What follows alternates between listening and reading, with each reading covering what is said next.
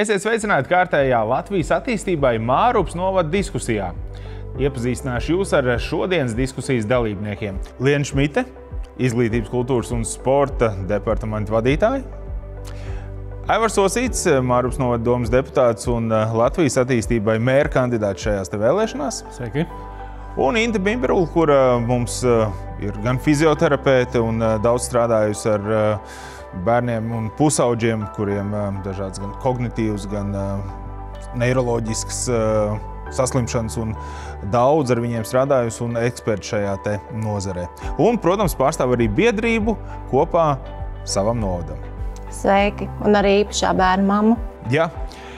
Šī tad arī ir tā galvenā tēma mums šajā diskusijā, un man šķiet, ka vienmēr tas ir temats, tas nav vērts temats, un daudziem ir tādu vai citādāku iemeslu dēļ ir kaut kāda tabū par to runāt, tāpēc man šķiet, ka pirmkārt, lai varētu par to runāt atklāti, visiem ir jābūt, tā teikt, uz tādas vienas lapas, un mēs sakam īpašie bērni, šajā gadījumā tad mūžīgie bērni.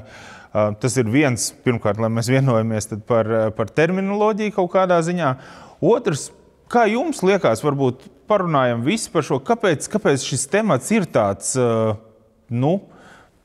nērts temats līdz tam brīdim, kad tu satiec gan to vecāku, gan bērnu, kur man arī ir šādi te paziņas, un tu saproti, ka īstenībā jau tur nav nekas no kā baidīties šajā tematā. Bet tu noteikti esi gājusi daudz tam cauri un gan skaidrojusi, gan arī sapratusi tos citus cilvēkus. Jā, mūžīgā bērna ienākšana ģimenē nekad nav pasākums, kur tu gaidi. Tas vienmēr nāk ar tādu lielu pārsteigumu. Un man jāsaka viena lieta, kad jau sabiedrība ir mainījusies un neskatās uz cilvēkiem nerāda ar pirkstu, kaut gan mēdz būt arī tā. Sabiedrība tiešām ir kļuvusi daudz atsaucīgāka, bet ir jāsaprot viena lieta, ka šīs ģimenes, viņas izdeg un viņas iznīkst bez atbalsta. Un atbalsts tas ir ne tikai ģimene, draugi, paziņas, arī sabiedrība, protams, izglītības iestādes un pašvaldība domājot par to, kas tad notiek šajā ģimenē tālāk. Jo tā dinamika ir ļoti vienkārša. Sākumā vecāki ir gatavi darīt ļoti daudz. Pirmie 2, 3, 5 gadi ir ļoti enerģijas, apņēmības pilni, kad vecāki tiešām dara neiespējamo, un tad iestājās tas periods, kad tu saskaries ar realitāti, tu viņu esi pieņēmis, un tad tev ir jādomā tālāk, ko tu darīsi. Jāsaka, uz šodienu Mārupē mēs esam droši par to, kā mēs savas lietas menedžējam līdz, kamēr bērnam paliek 18 gadi, respektīvi līdz brīdim, kamēr viņš sasniedz pilngadību, jeb ir skolā. Un tad iestājās lielais nezināmais, ko tad mēs darām tad, kad viņam ir 18, tad, kad viņš zaudē visus šos atbalsta mehānismus, kas šodien ir pieejami. Un tu vairs nevari palikt darba tirgū, tev ir faktiski jāpaliek mājās ar savu bērnu. Tad tas ir tas lielais sāpīgais jautājums. Šeit Aivars un Liena noteikti var pakomentēt un paturpināt par to, ko novads var darīt, ko novads jau dara un plāno darīt jūsu vadībā šajā gadījumā.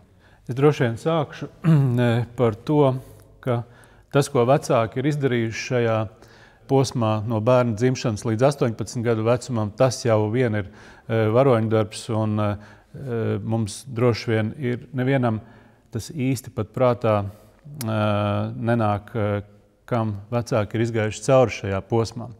Savukārt pašvaldībai droši vien būtu jābūt kā tādam draugam un atbalsta plecam, kas šajās situācijās varētu palīdzēt.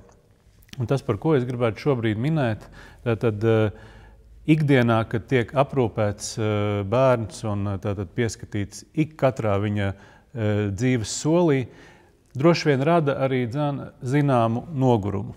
Un vecākiem ir jābūt iespējai izlausties no šī kaut uz dienu vai uz 2 vai vismaz uz pusdienu. Bet kā to izdarīt? Valstī eksistē tāds pakalpojums kā atelpas brīdis. kad vecāki savu bērnu var aizvest uz kādu no iestādēm un attiecīgi atstāt speciālistu uzraudzībā tieši uz to periodu, kas būtu nepieciešams. Bet, protams, periods ir visai īsts. Tas ir 1 vai 2 dienas, ja es nemaldos. Īstenībā var arī mēnesi atstāt, bet te ir cita problēma, ko es vēlāk paskaidrošu. Protams, un es pieļauju, ko tu gribēsi paskaidrot, ka izņemt šo mūžīgo bērnu no ierastās vides un nogādāt iestādē, man liekas, tas ir tik vien ļoti satraucoši bērnam. Tas pat nebaidos šī vārda ir psiholoģiski traumatiski šajā gadījumā, ka mums vajadzētu padomāt par pakalpojumu, kas šo momentu mazinātu vai izslēgtu vispār. Tātad, par ko mēs runājam? Mēs runājam par atelpas brīdi, kad šo pakalpojumu nodrošina bērnam ierastā vidē, respektīvi speciālists ierodas mājās, kur rīt bērna ikdiena, un tā ir tā vieta, kur šis pakalpojums tiek sniegts. Un tajā laikā vecāki attiecīgi var doties teātri, izrādi, var aizbraukt, iepirkties vai kā citādi, bet papildus netraumējot bērnu. Pilnīgi pareizi. Un ģimenēm aprūpējot mūžīgos bērnus iestājās moments, kad tu tiešām vairs nevari. Jo tas izdedzis fiziski, morāli, emocionāli, un, lai saglabātu savu garīgo veselību, ir nepieciešams kaut kur doties, lai nedaudz atvilktu telpu. Tāpēc šis pakalpojums atelpas brīdis mums formāli ir pieejams, bet realitātē nestrādā. Jo mēs nevaram iedomāties, kā tas ir bērnam, kas ir hiperjūtīgs uz apkārtējās vides kairinājumiem, pēkšņi nokļūt vidē, kas viņam ir sveša, ar svešām tantēm, ar svešiem cilvēkiem. Un ja šim vecākam atelpas brīdis ir vajadzīgs vairāk nekā 1, 2, iespējams nedēļu, varbūt viņam ir pašam jāsakārto veselību, tad tas tam bērnam ir vairāk traumatizējoši nekā palīdzoši.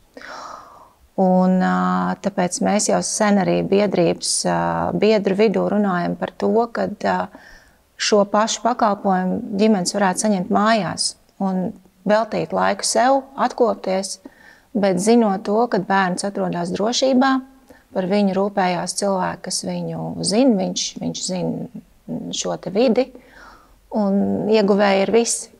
Parunāsim par lietām, kas ir vēl ārpus ģimenes. Teiksim, te ir asistenta pakalpojums. Kur mēs šobrīd vispār Latvijā, vai tas katrā novadā ir savādāk, kur mēs esam ar to Mārupas novadā?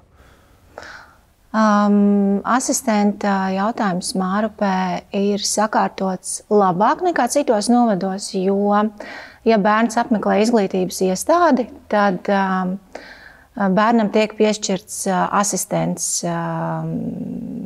bet ar dažām niansēm ne visiem bērniem šis pakalpojums pilnībā atrisina viņu ikdienas vajadzības, jo asistents ir pieejams, kamēr bērns ir skolā. Bieži vien bērni skolā nevar atrasties pilnu dienu, un tad ir nepieciešams atbalsts arī mājās, jo vecāks strādā ilgākas stundas nekā bērns var atrasties skolā. Padomājam vēl par pakalpojumiem, kas ir šajā sfērā ļoti svarīgi vecākiem. Viens no tādiem grupu māju, ko tu par to varētu teikt? Es uzskatu, ka, ja ne šodien, tad jau vakar mums bija jādomā par šī risinājuma pieejamību visām ģimenēm, kurās aug bērni, mūžīgie bērni, jo būsim reāli, viņi nekad nevarēs pastāvīgi parūpēties par sevi. Un cilvēks, kas ir audzis ģimeniskā vidē, viņu ievietot pansionātā ir diezgan nežēlīgi. Bet būsim reāli, ir tā, ka pienāks vecums, kad arī es nevarēšu parūpēties par savu bērnu. Un laikam jāsaka, tas ir mans vislielākais bieds, domājot par to, kas ar viņu notiks, tad, kad manis vairs nebūs. Jo būsim, skatoties uz Latvijas realitāti, cilvēki ar smagākiem kustību vai garīgās attīstības traucējumiem nonāk pansionātos. Un bieži vien arī jaunieši nonāk pansionātos pie cilvēkiem, kas jau ir seniori, ar demenci, ar pilnīgi citām saslimšanām, tā ir pilnīgi cita vide un pilnīgi cita specifika, un viņiem ir pilnīgi citas vajadzības. Tāpēc mums vecākiem, kuri audzina šos bērnus, ir ļoti svarīgi zināt, ka tad, kad mēs aiziesim, viņi varēs atrasties vidē, kur par viņiem parūpēsies, kur viņi varēs pavadīt laiku cieņpilni. Tas ir jautājums, kas noteikti sāp. Jā. Liena, Aivar, kā jūs to redzat? Jā, jo ja šobrīd ir sakārtots jautājums par šo bērnu integrēšanu izglītības sistēmā, tad pēc skolas beigšanas šie bērni paliek tikai vecāku aprūpē, šie bērni paliek uz ielas. Bet tas ir tikai normāls cilvēktiesību jautājums integrēt šos cilvēkus sabiedrībā, nevis ievietot pansionātā, bet ļaut šiem te jauniešiem tikties ar sava vecuma jauniešiem, pavadīt kopīgu laiku savās interesēs, un tas ir tikai cieņpilni kā pret jebkuru sabiedrības locekli. Neapšaubām, tas, ko Liena minēja, ir ārkārtīgi svarīgi, bet paskatāmies šobrīd, ko mēs varam piedāvāt Mārupas novadā. Piemēram, mums ir dienas centri dažādi. Vai šie dienas centri kaut kādā veidā sniedz jums palīdzīgu roku, vai tas pakalpojums, ko viņi piedāvā, ir kaut nedaudz atbilstoši tām vajadzībām, kas ir mūžīgajiem bērniem? Līdz šim mana pieredze, manam bērnam tur īsti nav ko darīt, jo mans bērns ir ar smagiem funkcionāliem traucējumiem un viņai ir nepieciešams pavisam citu veidu atbalsts. Protams, to nevarētu teikt par visiem, jo, ja bērnam ir nelieli šie traucējumi, tad iespējams, ka viņš varēs atrast veidu, kā iekļauties tajās nodarbēs, kas notiek šodien, bet tas noteikti nav visiem bērniem un jauniešiem pieejams. Un tas, par ko es vēl uztrauktos, ir, ka Mārupē būtu nepieciešams pakalpojums pilngadīgām personām dienas centros. Jo, ja skola ir beigusies, tad tam jaunietim vairs nav kur palikt. Un tad tāds dienas centrs būtu labs risinājums, kur mēs varam šo personu aizgādāt, lai vecāks var strādāt. Kas vēl ir varbūt kaut kādas tās ikdienas lietas, par kurām mēs, kas ikdienā nesaskaramies ar šo jautājumu, pat nevar iedomāties, ka mēs vēl arī šādi un šādi varētu palīdzēt, kas varbūt ir formalitāte vai kaut kāds pavisam sīkums pašvaldībai un citiem, bet tev tas dotu tādu jūtamu palīdzību, jūtamu atspēju. Kaut kāda pieredze no citurienes varbūt, kas ir, ko tu varētu šeit ieviest, ieteikt. Liena, varbūt tu vari mums ieskicēt savukārt par šo jautājumu. Es zinu, ka tu pārzini, kāda ir situācija Vācijā un kāda tur ir pieredze un ko mēs varētu kādus labos piemērus pārņemt uz Mārupi un pēc tam arī citur Latvijā. Jā, man bija lieliski iespēja gūt pieredzi Vācijā, kur tā ir pavisam ierasta, normāla lieta, ja ir dienas centrs, kurā no rīta ģimenei ir iespēja atstāt bērnu vai arī senioru un normāli atgriezties darba dzīvē. Šāds pakalpojums, manuprāt, Latvijā ir ļoti nedaudz vietās, bet šis ir risinājums. Atstāt seniorus un šos bērnus, šos mūžīgos bērnus vidē, kas ir draudzīga, vide, kas ir pielāgota tieši šo cilvēku interesēm, un savukārt šīm pavadošajām personām, ģimenēm, kas ikdienā par šiem cilvēkiem rūpējas, atgriezties darba tirgu, kas nav mazsvarīgi. Es redzu, ka Mārupē šis jautājums svarīgs arī tāpēc, ka šeit šādi bērnu un cilvēku vispār kļūst vairāk, jo Mārupa varbūt mazāk stresaina vide kā Rīga ar savu lielpilsētas auru tai visā, un arī jūs, kas cilvēki, kas šeit sēž ar vēlmu palīdzēt un sakārtot šīs lietas, lai tās būtu vēl labākas. Jūs arī jūtat to, ka tas kaut kā, kā uz Mārupu skatās, kā uz nosacītu piemēru? Uz Mārupi noteikti skatās kā uz piemēru vismaz izglītības kontekstā, jo mums ir Mārupas pamatskola, kas darbojas ļoti ar šo iekļaujošo izglītību. Es teiktu priekšzīmīgi, kur arī valsts kontrole un dažādas institūcijas ir tieši Mārupas novadu uzteikušas. Bet tas rada arī savā ziņā riskus, jo, protams, ka katra ģimene vēlas, lai šis pakalpojums būtu augsts kvalitātes un bērni interesēs, un tad ir savā ziņā jārēķinās ar to, ka kādi, kas nav Mārupē deklarēti, vēlēsies šo pakalpojumu izmantot, bet mūsu prioritāte ir Mārupas iedzīvotājs.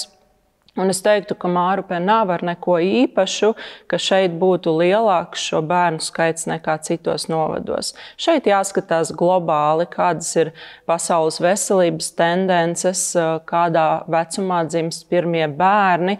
Šis korelē ļoti ar daudz tādām vadlīnijām globālām, kas ietekmē šo te jaundzimušo bērnu veselību. Un es gribētu nedaudz paturpināt Lienas teikto. Tātad, ja mums viss ir diezgan labā kārtībā vai pat izcili, kā Liena minēja, attiecībā uz iekļaujošo izglītību atsevišķās skolās Mārupas novadā, tad es gribētu aicināt padomāt par soli tālāk, kas notiek pēc tam, kad skolas gadi ir pagājuši. Kur mēs nonākam? Man ir tāda sajūta, ka tā ir diezgan tāda tukša vieta šobrīd, ja dienas centri kaut kādā veidā pie tādām, ja var vispār tā izteikties, pie vieglākām diagnozēm, varētu sniegt savu palīdzīgo roku. Tad, ja situācija ir sarežģītāka, tad kur vecākiem doties? Bez šaubām Latvijā ir piemēri par grupu mājām. Un tas nav nekas jauns, un tas jau strādā gadiem. Lai arī ir citās Latvijas vietās šāds pakalpojums pieejams, tas nenozīmē to, ka mūsu novada iedzīvotājiem bērniem būtu jābrauc 100–200 km attālumā, lai šo pakalpojumu saņemtu. Tam pakalpojumam ir jābūt tepat blakus, rokas stiepiena attālumā, un te ir šī te līderība jāuzņemās no pašvaldības puses. Pašvaldībai ir jāinicē šīs problēmas risināšana pietiekami augstā līmenī. Tas nenozīmē to, ka pašvaldībai tūlīt jāiet, ir jābūvē māja, jāorganizējās, jāpieņem speciālisti un tā tālāk. Pašvaldībai ir jāmeklē risinājumi. Mums ir ļoti daudz dažādu nevalstisko organizāciju Latvijā, kas šo pakalpojumu ļoti labā un augstā līmenī sniedz. Līdz ar to mums ir atkal jānojauc šī barjera, kur ir pašvaldība, kur ir privātais sektors, kur ir nevalstiskais sektors. Un jāmeklē šie te sadarbības punkti, lai šo jautājumu mūsu novadā risinātu. Jo pašvaldība jau ir tā, kas atrodas vistuvāk iedzīvotājiem. Mums ir iespēja runāt tiešā veidā. Tieši tāpat, kā mēs šobrīd runājam ar Intu, tāpat pašvaldības darbinieki varētu parunāt ar Jāni, Inesi vai Gati un noskaidrot, kādas ir viņu ģimenes vajadzības, lai pašvaldība būtu spējīga spērt soli 2 vai 3 pretī, bet pareizajā virzienā, lai piedāvātu tieši to pakalpojumu, kas būtu nepieciešams ģimenēm, kurās aug mūžīgie bērni. Laikam jau pareizi arī tu ļoti saki, valstī tāds lielais kurs, bet tās individuālās sarunas, protams, ka pašvaldības līmenī. Un kā ir? Kā tev liekas, pašvaldība dzird tevi un tavas problēmas? Man liekas, ka mums ir izveidojies ļoti labs dialogs, jo esam bijuši uz vairākām tikšanās reizēm ar domas deputātiem, ar departamentu vadītājiem, un šķiet, ka esam sadzirdēti, jo ļoti daudzas lietas jau ir izdarīts, bet vēl ir ļoti daudzas lietas priekšā darāmas. Paklausīsimies tad varbūt tīri praktiski vēl no mūsu abiem domas pārstāvjiem.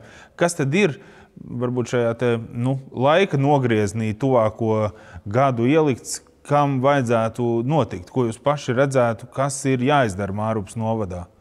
No tādām praktiskām lietām. Tajā gadā tas, tajā tas. Es droši vien pieskaršos jautājumam par atelpas brīdi.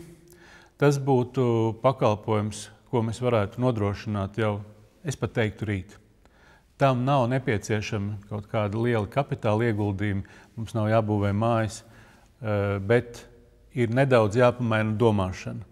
Mums ir jāpanāk pretī ģimenēm, mums ir jāuzklausa un jāatrod tehniski risinājums, kā to nodrošināt. Tas, es teiktu, ir salīdzinoši ātrāk ieviešams pakalpojums, un es teiktu, ka 25. gada beigas, 26. gada sākums ir tas brīdis, kad mēs varētu pacelt karogu un teikt, jā, mums Mārupas novadā tas ir. Un, ja mēs runājam par grupu mājām, tad svarīgi ir saprast šo izejas punktu, kur mēs šobrīd esam. Mēs esam sakārtojuši jautājumu skolu līmenī un pirmsskolu līmenī, un tikai loģiski, ka nākamais solis ir domāt par šiem bērniem, kas notiks, kad viņi mūsu izglītības iestādes būs absolvējuši. Paldies! Lai mums visiem Mārupas novadā izdodas! Šī bija viena no Mārupas novada diskusijām. Uz tikšanos citā reizē.